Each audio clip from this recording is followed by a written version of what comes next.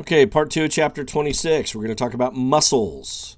Muscles have several functions: voluntary movement, control of body openings, maintaining your posture, communication. Your face communicates more than your words do, and your body, the way you hold yourself, communicates things. And your body temperature. You have involuntary little contractions of muscles that basically rub fibers together to generate heat through friction. Pairs of muscles work together in what are called antagonistic pairs. If one flexes the muscle, the other extends the muscle. So the bicep flexes and raises the radius and ulna up, so it shortens the curve there, the angle of the curve. The tricep works opposite the bicep, and it opens up the arm or extends it. Muscles are named for what they do: adductors, abductors, extensors, and flexors. Abductors move things like the arm. You have an abductor muscle that moves your arm away from the midline of the body. And then you have a adductor muscle that moves the arm towards the midline of the body. Origin insertion. The muscle's origin is a bone that's an anchor. It doesn't move, and it allows the muscle to work against that to move the bone that is its insertion. The insertion is the bone that's moved. Muscle fibers.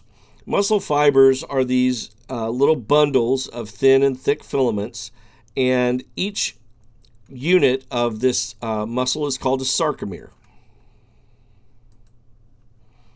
Okay. Let's see here. Each sarcomere has thin filaments and thick filaments. And here we're looking at a muscle contraction. Now, the thick filaments and the little thin actin filaments. Basically, when you contract a muscle, these little myosin heads attach to the thin filaments, and they shorten the muscle.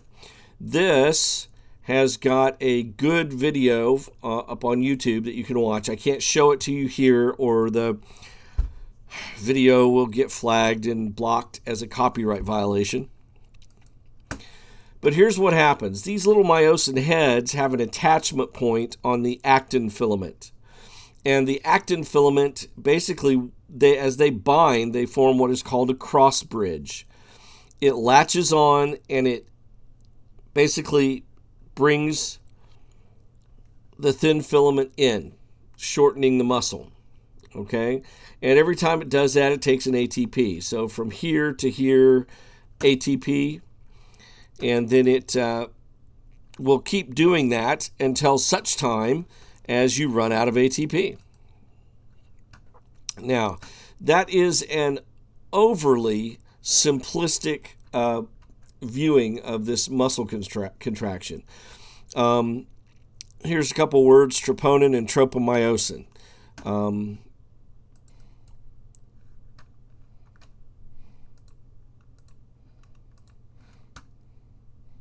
Okay, it is imperative to understand this muscle contraction to watch this film. Here is the link. Okay, but if you open the PowerPoint, which you have in eLearn, it's linked to it, and it will explain the muscle contraction and the neuromuscular junction far better than I can do just telling you about it in this PowerPoint. Since I can't be in front of you drawing it on the board and explaining it, you're going to have to spend some time watching this video, and then you can ask questions, and I can try to answer them.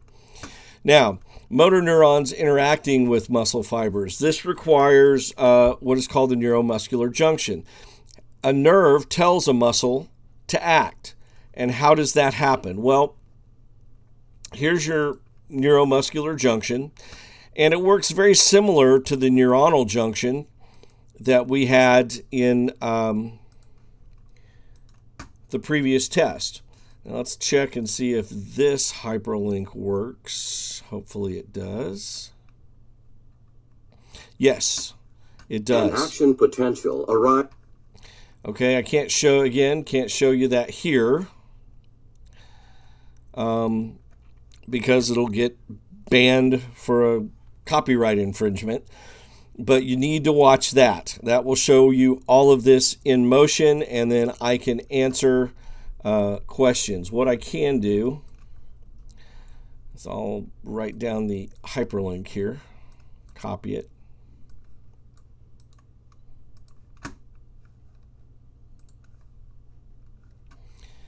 And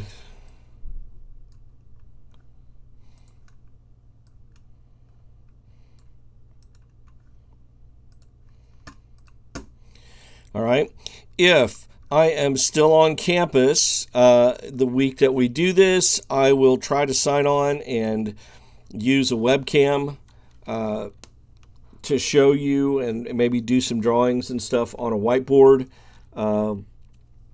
Unfortunately, if we are kicked off campus, I will not have the ability to do that from home.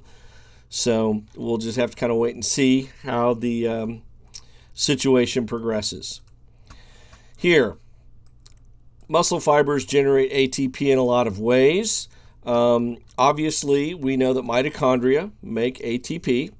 Creatine phosphate, CP, is a supply. You store the creatine phosphate, and it is kind of an emergency fuel, and you have enough to last about a minute of exercise before the creatine disappears. Now, for people that work out and stuff, there's all kinds of creatine phosphate supplements, etc. The fact is, you can eat all the creatine phosphate you want. Once you fill up your reservoir, you can't store any more. Okay, so there you go. After creatine phosphate's gone, you will continue to use aerobic respiration to generate ATP.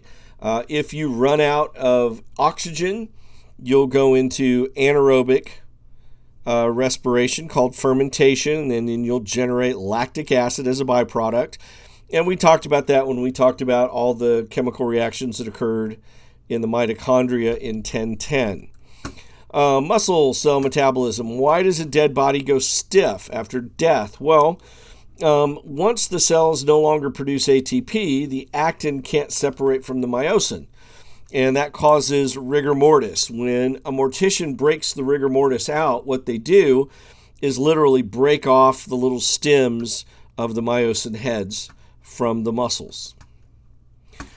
Two types of muscle, red muscle and white muscle. Red muscle is slow twitch fibers, have very high endurance. Think a duck or a goose that can fly long distances. The breast muscle of a duck or goose, those guys can fly all day long. Fast twitch fibers and their white muscle, they're stronger but can only use bursts of energy, and they run out of energy really quick. Red muscle has a lot of blood vessels in it. White muscle doesn't.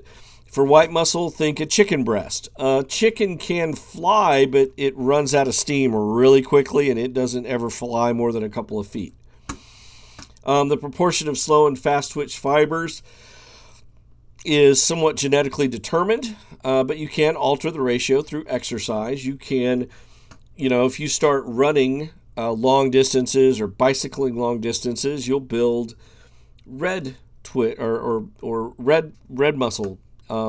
If you lift weights for mass and do low reps, you'll make white muscle. Yep. All right, that is the end of chapter 26.